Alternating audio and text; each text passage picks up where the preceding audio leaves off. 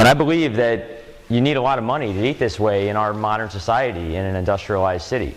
So making money is almost putting the horse in front of the cart in this diet, in my mind.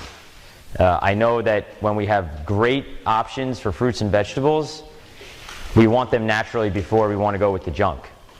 And if we can afford to buy those things, then we're going to do it. I'm going to cover a lot of different topics. I'm not necessarily going to talk about how to start a business because there's so much to talk about, and in less than an hour it's going to be nearly impossible to cover even just a little bit. So I'm going to try to cover the macro points.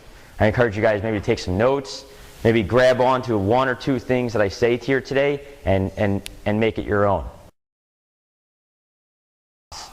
I've done a lot of things in my life. I'm only 35, but I've had dozens of different positions in different industries and lots of different experience. One of my first jobs was actually, surprisingly, I worked in a nursery, in a garden nursery where we grew plants and flowers and vegetables and tree seedlings. I find it interesting that that was my first job because I'm kind of hoping that's going to be my last job. It's something that I loved from a young age. I was a tree arborist when I was in high school. Spent a lot of time cutting down trees. It was a little bit of dangerous work, but it was very strenuous work. I really enjoyed it. I've been a lifeguard.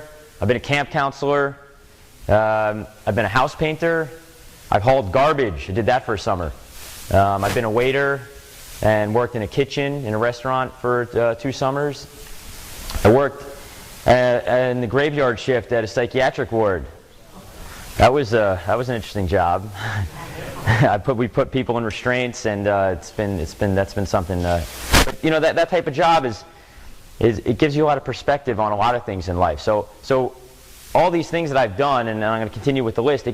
It's given me real perspective on life. So I'd recommend doing lots of very different types of jobs, even if you do them for a short period of time. They really enrich your life, even if they don't necessarily enrich your bottom line. I've also worked in corporate environments. I worked for one of the largest insurance companies in the United States for almost a year, doing all types of things from working in management to working with people in the mailroom. And I learned the full structure and vertical integration of how to run a business on a corporate level. I didn't like it very much, but I also saw the value in how they did things and why they were successful. I've worked on the New York Stock Exchange for a year and a half as a trader and assistant, and that was very exciting. When I first got married and when I had my first son, I worked and sold things on the corners of New York City on fold-out tables in the hot summer and also in the winter. I've been a delivery messenger before, and I've sold medical supplies. I've been a door-to-door salesman traveling all over the country. And that's pretty much how I started out my business. I'm in the gemstone industry. I sell stones mostly for engagement rings. And I got involved in the business. It was a family trade. I tried working for my father. He was basically a small traveling salesman. And he went around the country to jewelry stores trying to sell gemstones to jewelers. He wanted to retire, and I figured I'd give it a shot, and he gave me some rocks, and I hit the road. Traveled all over the country for 2 to 3 years, and I learned what it was like to be a solicitor, to go door to door, cold sales, and just make it my way. And that's when about the advent of the internet happened. So I took a really small industry with a really small niche, and I took it on the internet. Instead of traveling door to door, spending a lot of money on car rentals and flights and hotels, I utilized a new technology that I kind of consider as like the Industrial Revolution times 10. And that's computers and the internet. And it became a way to become extraordinarily efficient beyond anybody's wildest dreams. So I went from making, very little money, just eking out a living, driving around in my 1978 pickup truck with rust holes in the floors and sleeping in my car, to making a pretty good business, which today I've got more than 35 full-time employees, and I've got offices in 3 countries. So there's a lot of money in really small industries if you know how to leverage. So I'm going to tell you a little bit more about how I was able to do that. So starting your own business means that you basically have to be an entrepreneur. An entrepreneur is somebody who creates a product or service that is needed by others, someone who nurtures the business through creative thinking. So if you're an entrepreneur, like I am, the number one thing that you need to do in order to find and create a successful business is to specialize. I can't stress this enough. More so than ever before in our society, you need to do one singular thing. And probably if you break that down, you're probably 10 steps above that one singular thing. So if you want to sell sunglasses, that's way too broad. You know, you got ski masks, you got goggles for guys that fly airplanes. I mean, you got to break it all the way down to the lowest common denominator. Because of the internet and because of how we can market ourselves these days, you want to break it down to the simplest form. In my case, I don't sell gemstones. I sell one type of gemstone called sapphires, and I take it even a step below that, and I sell sapphires that have not been treated or adulterated. And for just to explain that quickly, most gemstones that you buy in jewelry stores have all types of treatment. It's kind of like a baked potato and potato chips. They're both potatoes, but they're very different. So you break it all the way down to the lowest common denominator. That's extremely important. I can't stress that enough. There's so much competition, and it can be so overwhelming to try to get that little edge. So you've got to specialize. If you want to go into the produce business, or you want to become a farmer, grow one thing. Grow blueberries. Grow organic blueberries. And only do that. Don't do anything else. Become the blueberry king.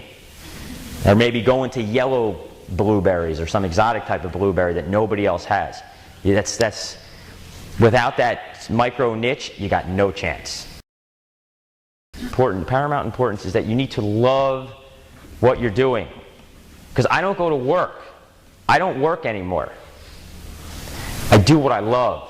So when I go to my office, 90% of the time, I don't feel like I'm at work. I'm happy to be there. I'm excited because I love what I do. And if you don't like farming and there's a lot of money in it and you can get rich, you're going to hate it. Don't do it. You have to love what you do. And that's a pretty simple question to ask people. What do you love? And you can brainstorm on it. If you love to sleep, then make something that has to do with helping people go to sleep. You know? Say, I'm a great sleeper. I sleep way more than everybody else, and this is how I do it. Okay? If you love, flip-flops, you hate shoes, come up with some new type of flip-flop or something that's totally different. You have to love what you do. And it's one of the most exciting things that I think about in business is creating new products or new services for something that I'm really passionate about. Like I'm an ultra runner. A lot of you guys know I like to run for a really long time. And there's really no product on the market that's raw that can be used as fuel while you're running. And some of you know I've complained about, I go on these long runs and I go into races and I don't have a product that is raw that I can get available and on a reliable basis. So like I had this idea, many months ago is to create like a big kind of bag of dates that could be like packaged, like maybe 500, 600 calories of dates in like in a sealed, airtight bag. And dates are super cheap. I can buy, they already make these things, they're called baking dates, and it's like 1,000 calories in a bag, and it's like $2. It's got over 1,000 calories, and the gels are $1 each, and there's only 100 calories in it. So create a product called Ultra Dates, and just market it online just to the ultra runner community. It's a renewable product, meaning a reusable product. People will need it all the time. There's a demand for it. And it's something that could be created and produced relatively low cost. And it could probably make some pretty good sustainable income. So you got to really think outside the box. Think of something that you love, and then do that. I think it's important to note, and I don't want to say this in a proud way, but it's a fact. I have no formal education outside of going to community college for 1 year when I lived in New Mexico, and I studied exercise physiology. I wouldn't really call it education. I was just having a good time running around in the mountains. So how do you learn how to do something in business? Well, a lot of people go to school. That's kind of what we're told to do. If you want to learn how to do something, you have to be educated. And you have to pay for that education. And I think in some situations that's necessary. If you want to become a medical doctor, you have to go to school to become a doctor. But if you want to learn a trade, whether it's you want to open a raw food restaurant, or you want to run a produce store, or you want to get involved in the travel agency, travel business, I highly suggest you find somebody or a company that's a leader in that industry and then get a job working for them. So you can get paid to become an expert in that field or that industry. And it also gives you the opportunity to see if you like doing that. I know a lot of my friends went to school to become accountants or lawyers, and they spent all this money, and they got in all this debt, and then they got out of school, and they worked for 2 years, and they quit. So they essentially spent 4 to 6 years of their life going to school to learn how to do something, and then they got in tremendous debt, and then they spent 2 years doing something that they hated, and they just lost 6 years of their life, and they're pissed off. Horrible, horrible investment, use of time, complete waste. In those 4 years, if they had been working for somebody else, making money, learning a skill or a trade, then they could start their own business and probably have all that money in the last 4 years as capital to start that business. So unless you want to go into a specific trade where there's government regulation, where you got to be a CPA or an attorney or a medical doctor, I say do not go to school where you're paying somebody to teach you. Go to school so somebody pays you to learn how to do it. And then another great idea, which I guess I kind of can say I did this, is taking over somebody's business or buying them out. There's the progression in life, and everybody's at a different phase. And I think if you target an industry or a business that you really want to learn how to do and you go work for somebody, try to find somebody who might potentially be looking to phase out. It's people that get old. They don't care about the money anymore. They don't want the responsibility. They don't have kids, or there's some kind of circumstances, and they need to turn their business over to somebody, or they want to sell it. That's something to really look for. That's like looking for a diamond in the rough. So whatever industry or business you're thinking about going into and you're going to work for somebody, look at who runs that business. Try to find out some information about them, because if you go work for them in a couple of years, you might own the company. And that's a great thing to have as a head start, to have all the infrastructure. Like, I wanted to create a festival, and we could have just, rented a cow field somewhere in the middle of nowhere for very little money, but we took over this whole camp, and we instantly took advantage of 100 years of infrastructure that was put in place for us.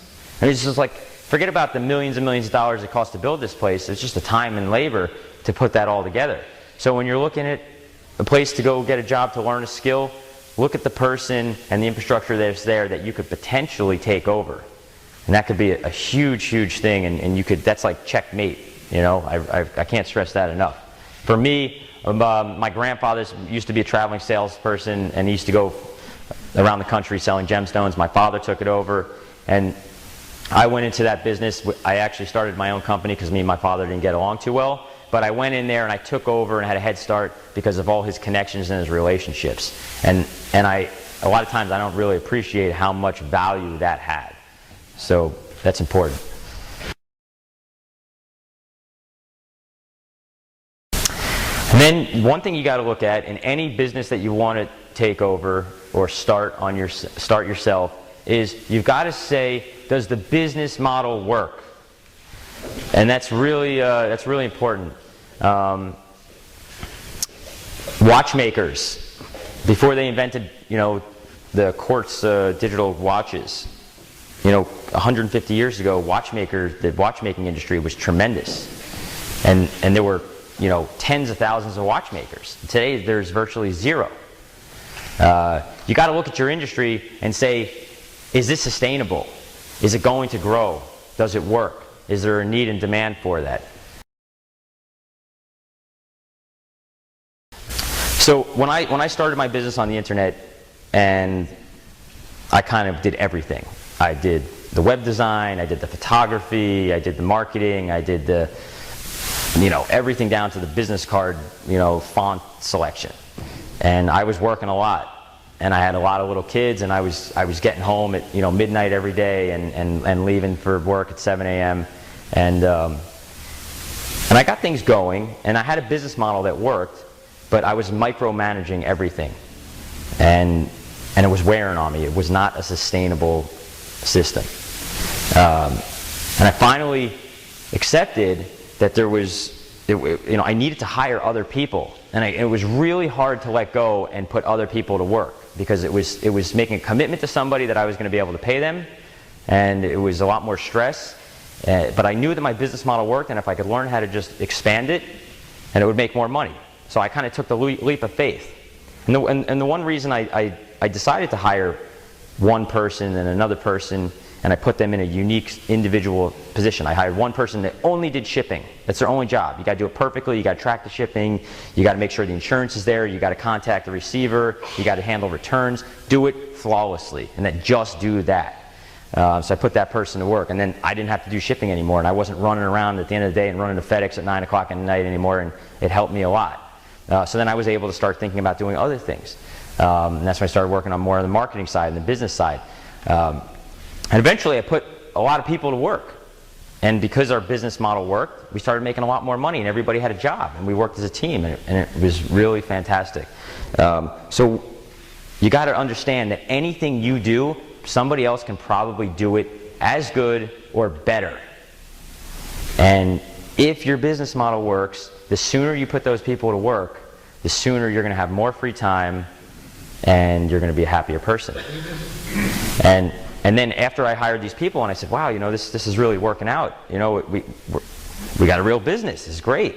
I decided that I wanted to work even less.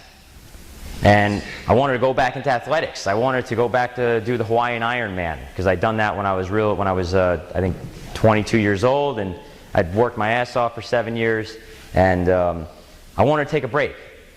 I said, who could replace me? I run the business. And I said, you know what, I don't care. I'm going to find somebody who can replace me so I can go ride my bike and go running all day. Because my position as management, after you get the cogs moving and the wheels are cranking, just put somebody else there. The most important thing in starting your own business, or for me running my own business, the most valuable asset that I have, more than anything else, is one word, and that's options. I get to do what I want, when I want, and how I want. And that is worth more than gold. You cannot put a price tag on that. And I can't stress that enough. Even when I don't have a lot of money, when I have options, I am rich.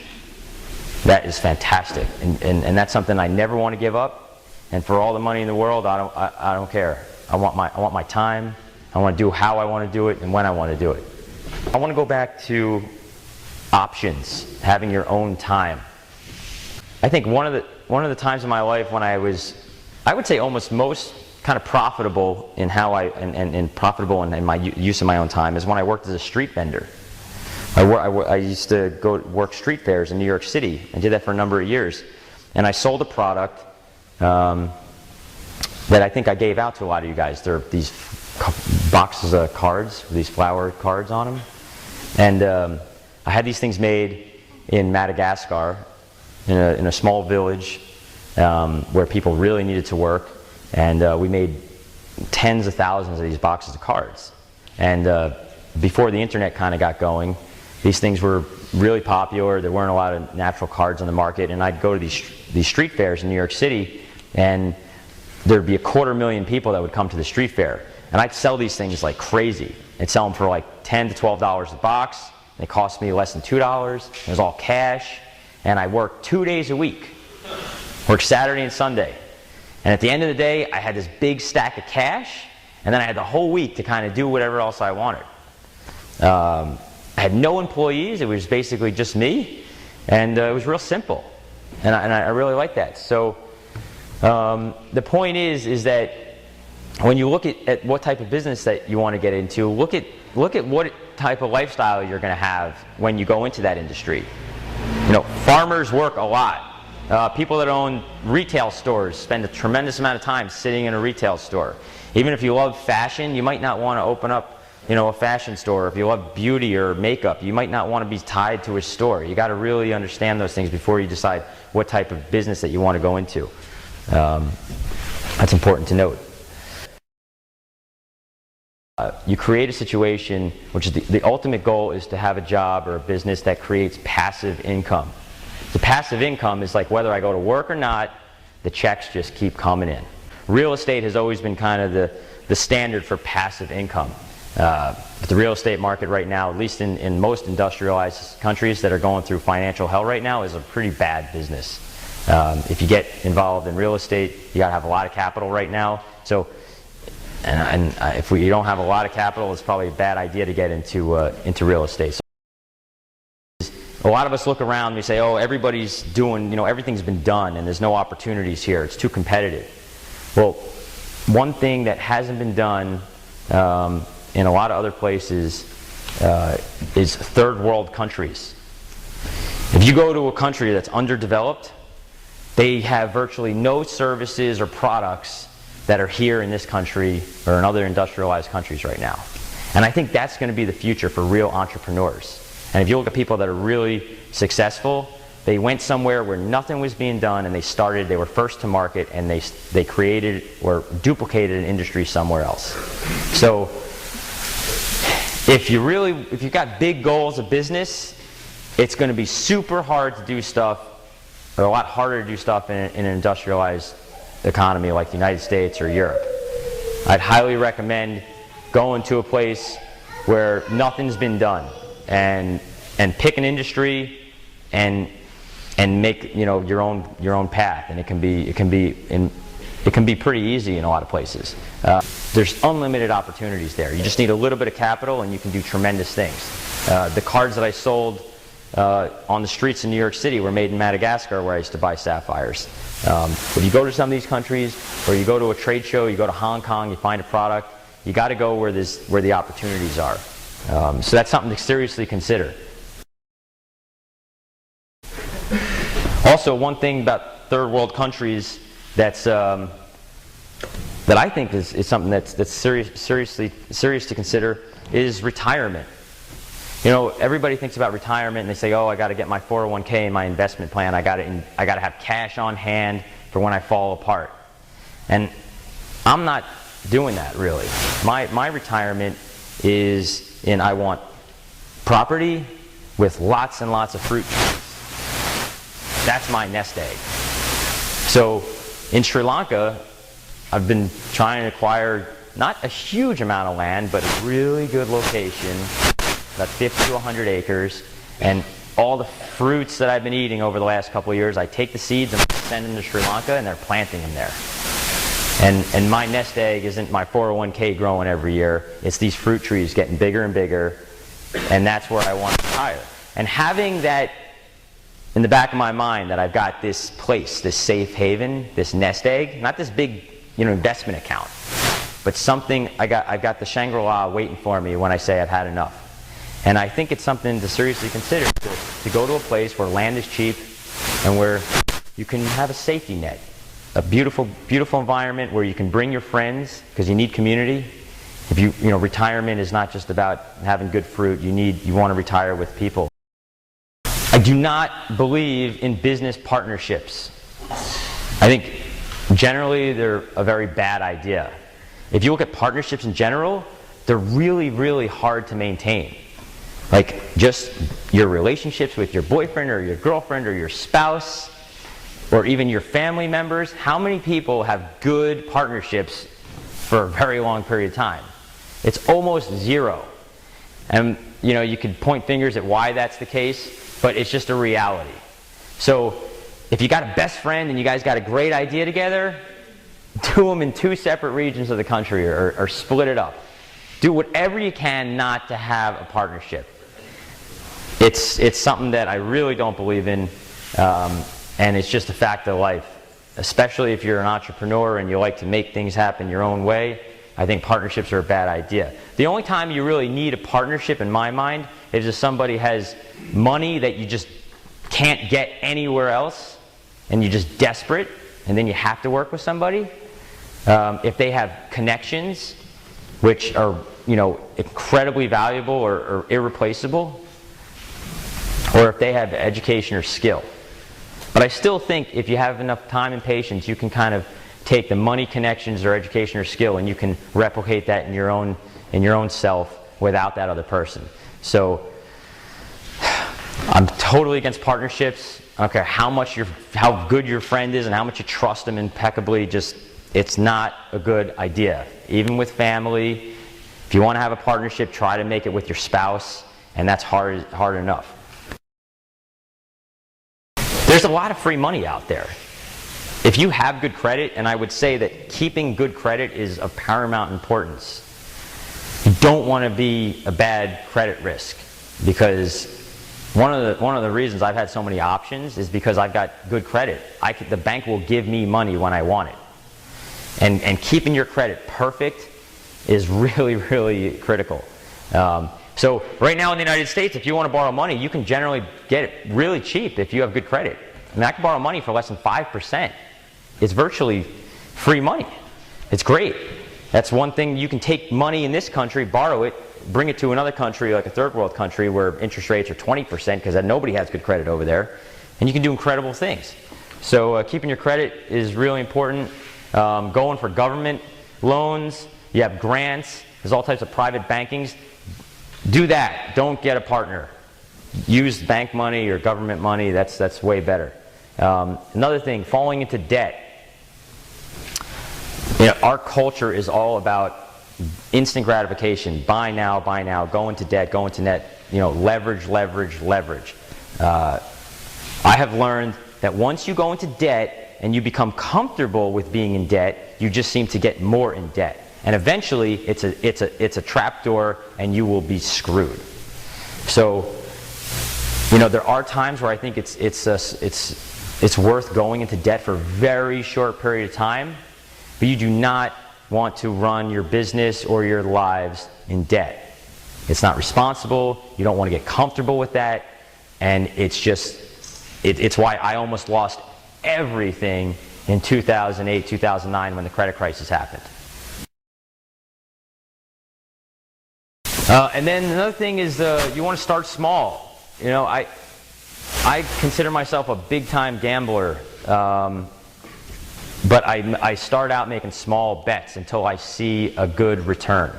You know, I don't gamble anymore, but when I used to go to Las Vegas for trade shows, I used to go to the dollar blackjack table, and I try to focus on, you know, not the dollar values, but trying to learn the game.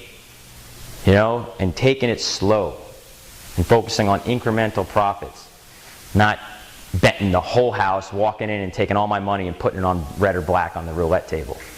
So it's really important to not take huge gambles and huge bets. You got to make sure what you're doing works. And then there's 3 super important parts to being successful at anything. And I really believe this is super important. If you need to sleep, you need to exercise, and you need to eat a fruit-based diet. I'm totally serious. Those 3 things, if I'm doing those 3 things, not only am I wealthy, not financially necessarily, but I'm healthy and I'm happy. No matter what else is going on, if I'm not tired, if I'm eating clean, good food, and I'm exercising, I am a trillionaire. Super rich. So don't underestimate the importance of those 3 things. My best ideas happen because I sleep, and when I exercise, and when I eat clean food. My mind and my body, everything is just moving perfect. So we got about, 8 minutes. I could open it up to questions. Anybody have random stuff? Just for clarification purposes. Yeah. What's your wife's name? All right, so the question is, you know, a lot of things I talked about is what makes me happy. What do I want out of life and my time? And full disclosure, my wife is in the audience, even though I quasi asked her not to come. All right. All right. So the question was, you know, what if you got other people in your life, your family, and what if they don't want to go to Sri Lanka and grow fruit trees, and and you know, what if they, you know, don't want you riding your bike all day, and they want your time? Well, you know, I can't say that I'm very successful at that. My wife, you know, I think she's very frustrated with me in a lot of ways, and I can say that I try to make commitments to people that rely on me and stick to them. So as a husband, as a father, my first and foremost priority is to provide for my family. That means keep the lights on, keep food in the refrigerator, make sure that the car's working, and financially, that's my number one priority. That's kind of my role, and I think I'm doing that pretty well. But then there's a lot of other issues that I need to improve on. Like I want and need to spend more time with my kids, and one of the things I'm going to do is in 2013 I'm going to be putting down ultra running. I'm not going to be doing as much running anymore. I'm going to replace that time with focusing on my kids who really do need me now to help cultivate them more. And of course my wife will have all that time. All right. All right.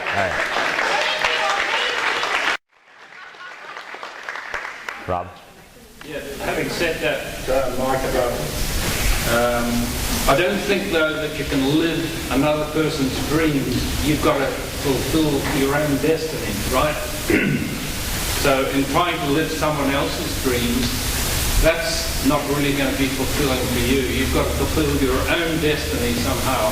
And if you can work out a way to do that within a relationship, that's great. I was married for 30 years. Most of that time really happy until her dreams became something that I couldn't fulfill.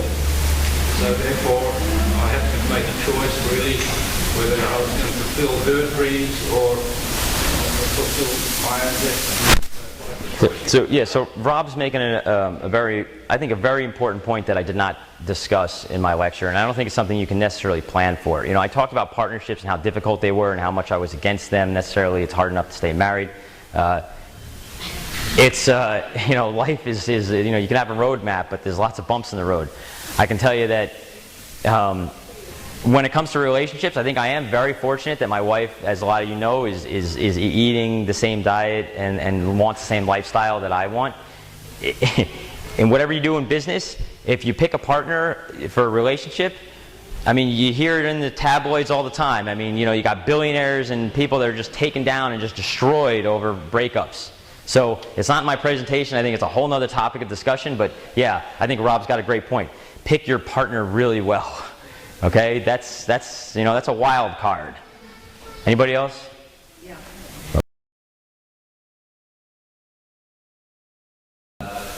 Most people would be surprised to hear that I think I've, honest to God, probably read cover to cover less than 20 books in my entire life.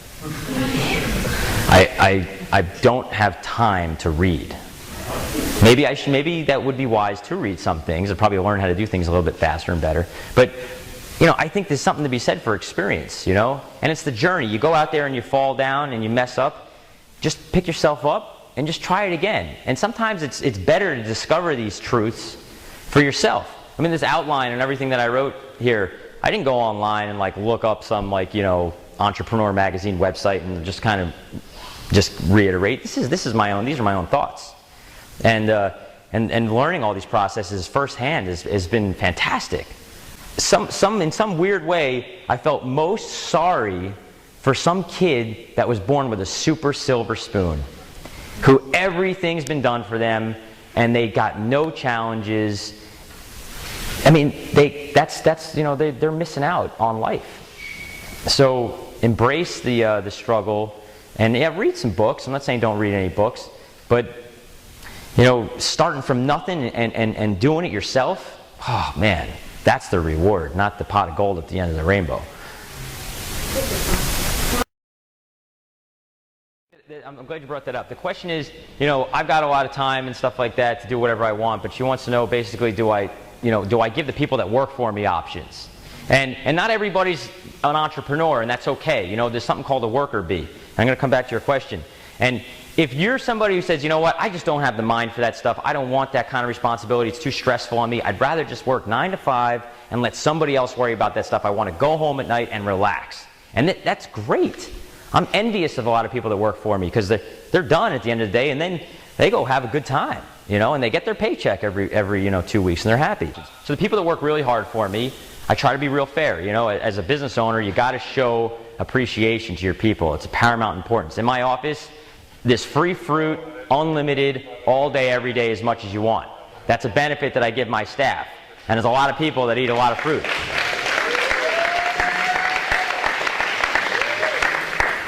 A lot of people that work for me originally come from countries outside the United States. They want to go home for a few weeks or a few months. We let them roll over the vacation year after year. I got people that have been working with me for 5-6 years. They got 3 months vacation, and they can take it whenever they want. They've done a lot for me, and I do a lot for them. So it's a give and take. I'm equally responsible to them as they are to me, and that's a good mindset to have with your people. You work as a team. You know, I'm not the boss. I throw out the garbage. I deliver the mail when I got to do it. And you got to keep that mindset. You put yourself up on a pedestal, and someone's going to push you off. Anybody else? We're out of time. Can you talk a little? Well, in any real sustainable business that generates passive income, there's going to be steps. And if you can just get those steps documented and you can just repeat them over and over and over again, it's pretty simple to find somebody to just do what you do. You know, whether that's, if I need to hire somebody now, I don't interview anymore.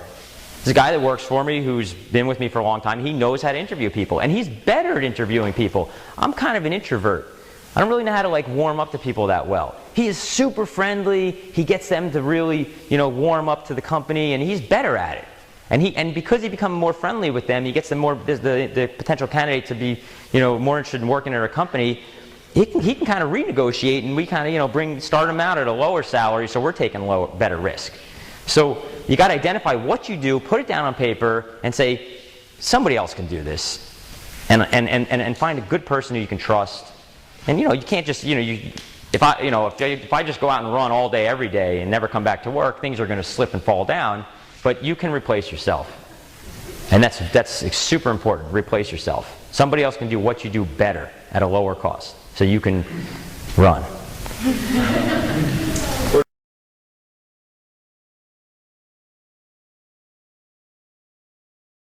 I think experience is paramount importance.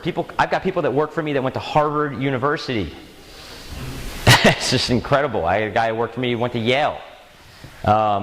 And so people that have really good credentials, I mean, the fact that she went to Harvard, I was like, wow. If you went to Harvard, then you're good. You're good at something. So of course, if you can't go to Harvard, you got to come up with something else that you do that's extraordinary. If you eat a raw fruit diet and you're an exerciser, I think that's interesting. Maybe some of the people that might interview you might be like, this guy's a little too weird for me, but somebody's going to think, wow, this is really special, and it's how you market that to somebody. So you say, my health and my wellness is my paramount importance, and I value, how I feel more than my bottom line in my bank account. And so you got to have passion, and so pick a couple key things that's unique about you and accentuate that on your resume and to whoever you're interviewing with. Everybody's got their own thing. If you're interviewing someone?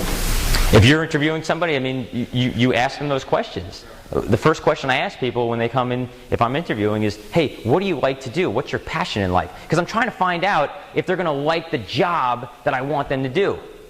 If some guy, loves, to go to clubs and dance all day, and I'm interviewing for somebody who's opening the office in the morning, I don't want that guy working for me because he's going to be out at 2 o'clock in the morning every night partying, and I need somebody to open the office at 7:30.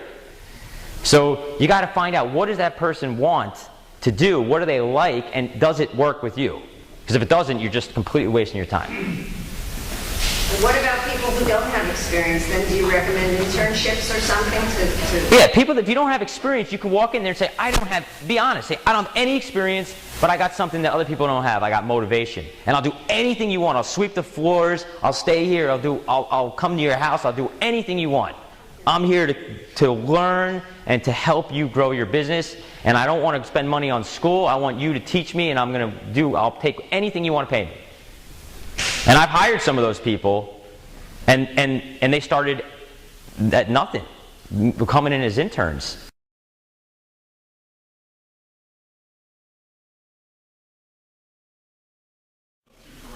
Yeah, like, what are the dangers of third world countries and the whole world's coming to an end? I mean, listen, George Carlin's got a really good skit, a comedy skit, and he says, we're all worried about global warming, and we're worried about, how we got to fix the problems that humans are creating. And it's like, you know what, man? The world's been here for like 4 billion years, and all the crap and the plastic that we make, it's just some temporary blip on the map, and the world's not going anywhere. We're going somewhere. We're going extinct, The world's going to be fine. So how do we survive in these fluctuating markets and crazy lifestyles that we live? I would say one thing that's really settled my mind, because I am guilty of having those conspiracy theories, like the world's coming to an end and everything's going to collapse, and when it happens, it's going to happen so fast, and if you're not ready for it, you're just going to be another casualty. Go to a third world country where land is really cheap, and go to a place where there's multicultural, people there. Costa Rica, go to a place where they speak the same language. I like Sri Lanka because they speak English there, so I can communicate with people. And buy some land and hire some guy, pay him $50 a month to go and tend to your property and plant trees. And having that in the back of my mind as a safety net. Sometimes I think, well, if the airlines aren't flying, I could probably get on a boat and get to Sri Lanka in probably 3 to 4 weeks. So I got those ideas in my mind too. It's been very settling having kind of a safety property off on the side, because I do believe that there could be some big shakeups, and we can't plan for them. We're all connected. There's nothing that you can do to kind of save the world. You got to kind of save yourself. All right, we're out of time. We're over. I'll ask any more questions.